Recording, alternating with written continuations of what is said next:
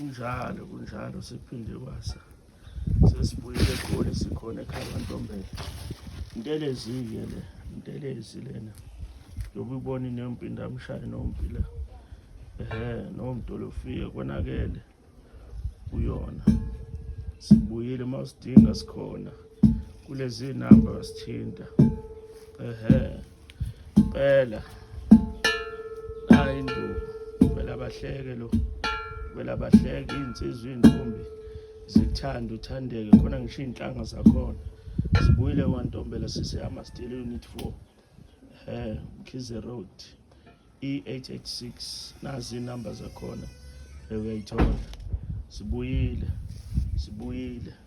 kunjalo-ke siyashisa-ke la sisagala izizwe zokucaba zokucaba nje ukubona kushiswa nje kanje ubona kushiswa kufanele kube insizi.